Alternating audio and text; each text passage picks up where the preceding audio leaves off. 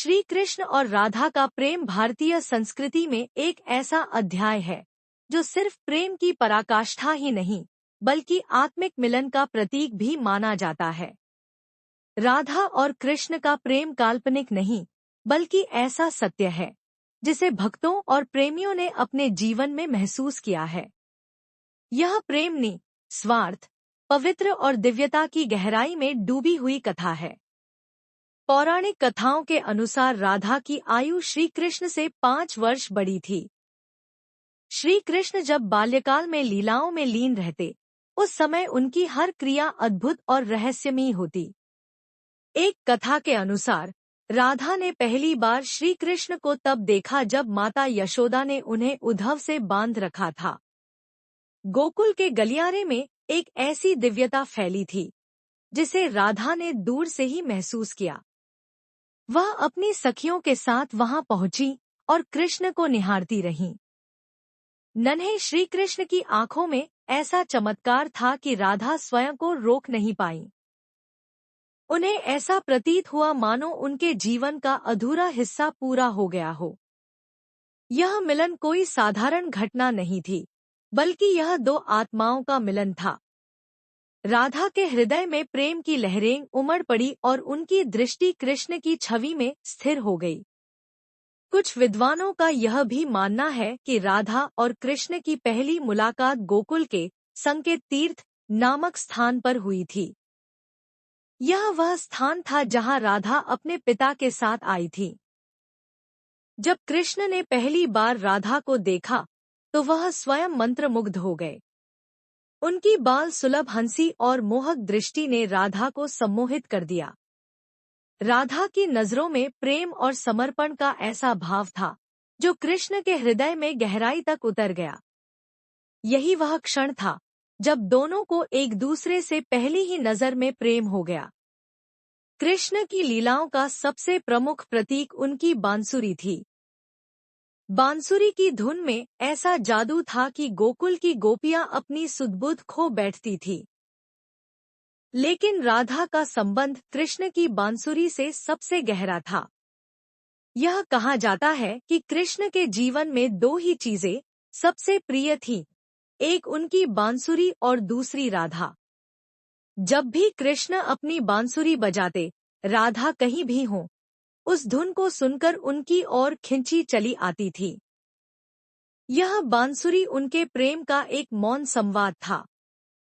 शब्दों के बिना ही यह दो आत्माओं को जोड़ देती थी। एक बार की बात है जब कृष्ण को मथुरा जाने की तैयारी करनी पड़ी। उनके हृदय में राधा से विदाई की पीड़ा थी। उन्होंने अपनी सबसे प्रिय बांसुरी राधा को भेंट में दे दी। यह बांसुरी सिर्फ एक वस्तु नहीं थी, बल्कि उनके प्रेम का प्रतीक थी। राधा ने वर्षों तक इस बांसुरी को सहेज कर रखा। जब भी उन्हें कृष्ण की याद आती, वे इस बांसुरी को बजाकर अपने मन की व्यथा दूर करतीं। बांसुरी की धुन उनके लिए कृष्ण का स्पर्श और उनकी उपस्थिति महसूस कराने का माध्यम बन गई। कृष्ण के मुकुट में सुशोभित मोरपंख और उनके गले में पड़ी वैजयंती माला के पीछे भी राधा के प्रेम की कहानियां छिपी हैं। एक दिन राधा और कृष्ण उपवन में नृत्य कर रहे थे। उस नृत्य की लय में समस्त प्रकृति थिरक रही थी। पेड़ पौधे, नदियां और पवन सब उस नृत्य के गवाह बन रहे थे। तभी एक मोर वहां आकर नृत्य करने लगा। नृत्य की समाप्ति पर मोर ने अपने पंख गिरा दिए। कृष्ण ने प्रेमपूर्वक एक मोरपंख उठाया और उसे अपने सिर पर धारण कर लिया। यह मोरपंख उनके प्रेम और नृत्य की स्मृति का प्रतीक बन गया। तब से मोरपंख उनके मुकुट का हिस्सा बन गया। इसी नृत्य के समय राधा ने अपने प्रेम को दर्शाने के लिए श्री कृष्ण को वैजयंती माला पहनाई। यह माला उनकी आत्मीयता और उनके प्रेम का प्रमाण थी। वैजयंती माला और मोरपंख दोनों ही राधा कृष्ण के प्रेम की निशानियां हैं, जो आज भी हमारी संस्कृति में प्रेम की गहराई को दर्शाती है। राधा और कृष्ण के प्रेम में कोई सांसारिक अपेक्षाएं नहीं थी। यह प्रेम आत्मिक था, जिसे केवल महसूस किया जा सकता है।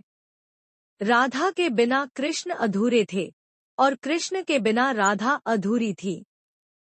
कहा जाता है कि जब कृष्ण मथुरा चले गए तब राधा उनके वियोग में रह गई।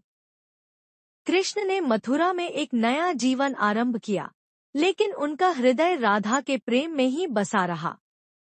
राधा और कृष्ण का यह प्रेम कभी विवाह के बंधन में नहीं बंधा, लेकिन उनका संबंध इतना पवित्र और दिव्य था कि उसे आज भी पूजा जाता है।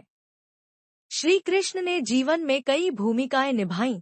वे योद्धा बने, राजनेता बने और दार्शनिक बने, लेकिन उनका हृदय हमेशा प्रेम के सागर में डूबा रहा, जहां राधा की छवि अटल थी। राधा कृष्ण का प्रेम हमें यह सिखाता है कि प्रेम की सच्ची परिभाषा क्या है। यह प्रेम देह से परे आत्मा का मिलन है। यह प्रेम समर्पण और त्याग की मिसाल है।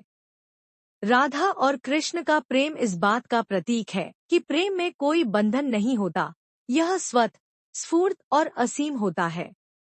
राधा और कृष्ण के प्रेम की कहानियां हमें यह संदेश देती हैं कि सच्चे प्रेम में न कोई स्वार्थ होता है, न कोई अपेक्षा। प्रेम बस बहता है, जैसे नदी अपने स्रोत से समुद्र की ओर बहती है। यह प्रेम आध्यात्मिक है, जहां प्रेमी और प्रेमिका के बीच कोई अंतर नहीं रहता। राधा और कृष्ण के प्रेम को इसलिए ईश्वरीय प्रेम कहा जाता है।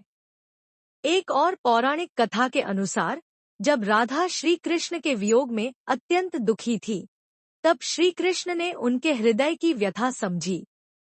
उन्होंने उन्हें यह आशीर्वाद दिया कि उनका नाम हमेशा उनके नाम के साथ लिया जाएगा। राधा कृष्ण एक ऐसा युग्म बन गया जो प्रेम का पर्याय बन गया। श्री कृष्ण ने यह कहा था कि प्रेमियों के लिए राधा और कृष्ण का नाम अमर रहेगा। उनके प्रेम की गहराई और निश्चलता आज भी युगों युगों तक लोगों को प्रेरित करती है। राधा और कृष्ण की प्रेम कथा एक ऐसा अमर प्रेम है जो काल और समय से परे है। यह प्रेम सजीवता और शाश्वतता का प्रतीक है। उनकी प्रेम कहानी हमें बताती है कि प्रेम में त्याग, समर्पण और निस्वार्थ भाव ही प्रेम को पूर्ण बनाते हैं। राधा और कृष्ण का प्रेम हमें भले ही आध्यात्मिक दृष्टि से प्रेरित करता है, लेकिन यह जीवन में प्रेम की सही परिभाषा को भी उजागर करता है। उनका प्रेम एक ऐसा प्रकाश है जो प्रेमियों के लिए हमेशा राह दिखाता रहेगा।